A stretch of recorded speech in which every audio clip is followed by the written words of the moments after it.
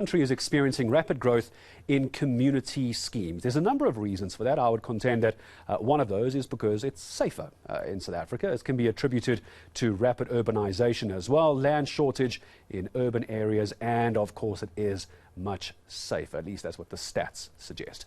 There are currently around 70,000 community schemes, but it's also seeing an increase in gated communities. Now with this, we have coexistence, cohabitation.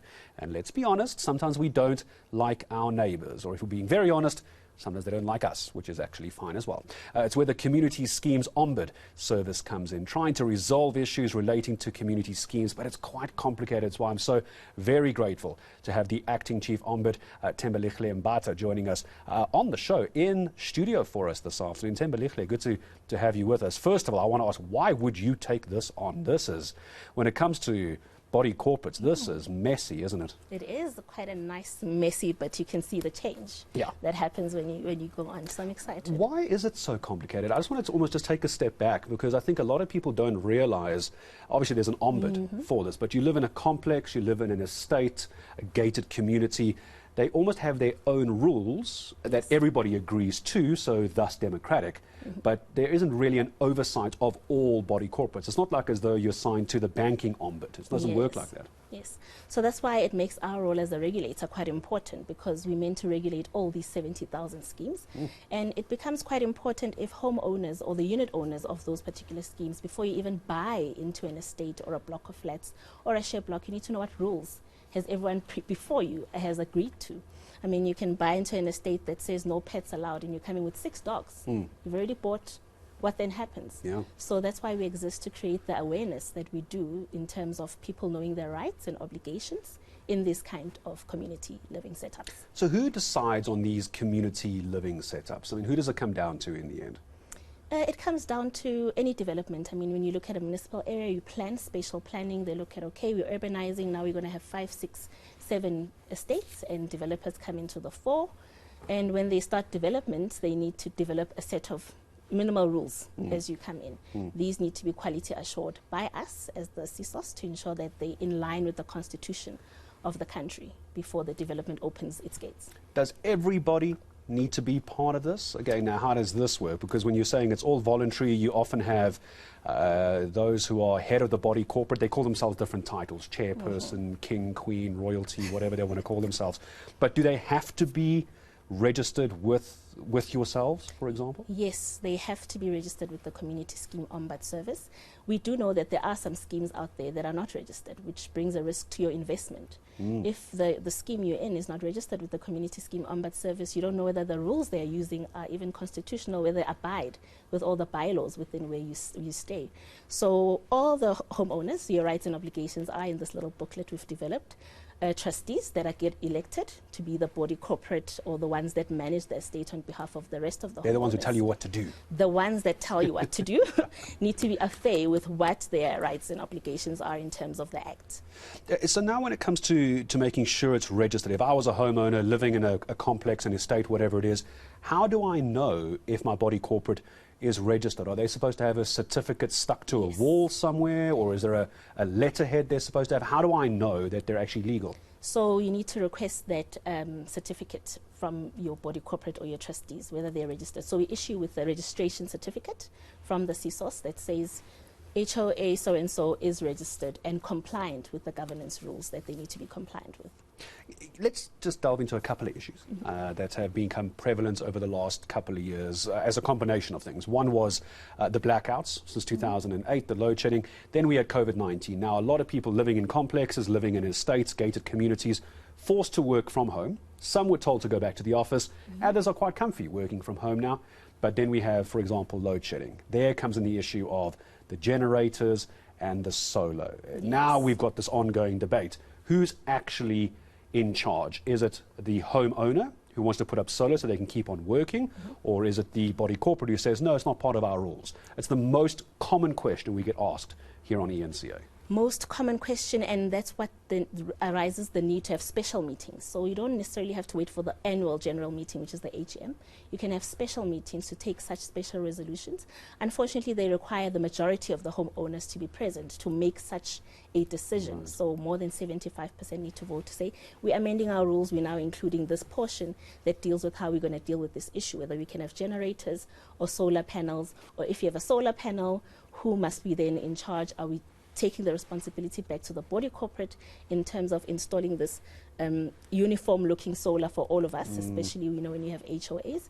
So it really is the homeowner being informed of what their rights and obligations are, calling that special meeting or that AGM if it's quite close by, for the body corporate to convene, make those amendments to their rules, bring them to CSOS to get quality assured so that we make sure people are not infringed. I mean, you could afford a solar, but you can't afford a generator, for instance. So you look at all those dynamics, and we ensure that those rules that are amended are fair and they're implementable. And then we take it from there. I suppose you make such a good point, and I know we're getting granular here, and I don't mean to get too granular, but what you'll often find in estates is some people can, because they're very lucky, they can afford solar. Other households can't afford solar, and you'll find people who just don't want to have anyone else installing solar because they can't afford it, and that then becomes a body corporate issue as well. And that's where I imagine the body corporate has to make a decision. You then sign off on that. Am I understanding? So the body corporate signs on their decisions. We quality assure those decisions, whether they're constitutional. So you could reject that? We could reject that. Okay. We could definitely reject that, especially unanimous resolutions that get taken, and they get taken without proper consultations. We can definitely reject that. So you also look at the issues of raising special levies. So they have various mechanisms they can use. I mean, people could contribute equally over a period of time to have the same solar being put on everyone's houses. You could use the same supplier, it all looks uniform. You get the same supplier, benefits of bulk buying. Sure. So there's various mechanisms, but you don't know what you don't know. That's why you've got the little green book. We're going to talk about the green book in a moment. This could be, if you're one of those watching at home and you're having issues with your body corporate, maybe you are a body corporate, this is the book. We'll get details how we get this before I say goodbye to you. Now we have this issue of gated communities. Not an issue. We have gated communities. More often than not, it's a cul-de-sac, it's a dead end, and they put up a boom, they put up maybe one or two security huts because they're trying to keep their community safe. But that's not a complex. It's not an estate.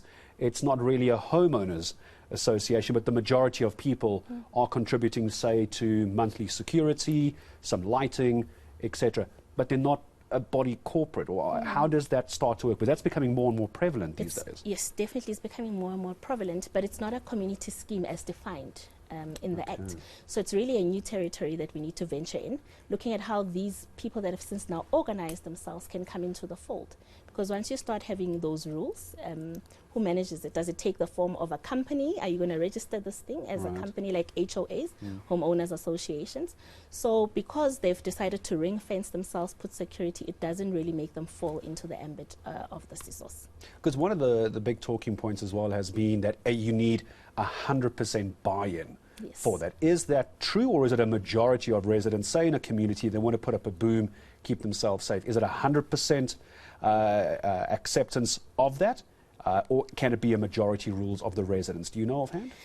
So it has to be a scheme as defined to begin with. So if it is a scheme as defined, then majority needs to vote on it. If it's 100% of you guys staying in a cul-de-sac coming together, even better, because the aim of us looking at community schemes is to have harmonious living at the end of the day. And with the security issues in the country, you don't want a scheme running off procuring bogus security guards that are actually going to come and look into your scheme and start stealing from you. Right. So we need those governance structures to really take So it comes down to the governance and what it's being defined as. Okay, so that's good news, but it keeps changing. As you were saying earlier, we need to rethink how these community schemes are working. All right, very quickly, I know there's going to be thousands of people who are going to want to know, how do they get hold of you? Please don't give out your cell phone number. You'll never sleep again. Yes. Or websites, where can we find this little this little book, Community Schemes Ombud Service. Where do we get this? How do we contact you? Yes, we do have a website, www.csos.org.za. That's the easiest you can find us, and we have accessibility of our little books, and you can make a request at info@csos.org.za. We have offices here in Gauteng, in Centurion, 8 Bohenia Street. You can come through. We have regional offices, in fact, because we're a national entity, in Cape Town, in KZN, and some of the regional sites. So if you look at our offices on the website, you can pop in and get yourself a little Just booklet. give me that website again slowly. www.csos.org. Okay, .za. Okay, now I'll make sure that goes on the website as well. Thank you very much for coming in. I think you're going to be a breath of fresh air for a lot of people who've been dealing with these issues. There is the book. That's what you're looking for. You can go ahead and go look for them online. If you are in a community that wants to get gated, if you're in an estate, a complex, as a body corporate, maybe you want to create a body corporate, there are regulations as well. But you can go and find out those details. Big thanks to Thembelihle Mbatha, the Acting Chief Ombud of community schemes. Yes, there's an ombud. There's someone who's in charge, I promise, joining us this afternoon. It's 5 away.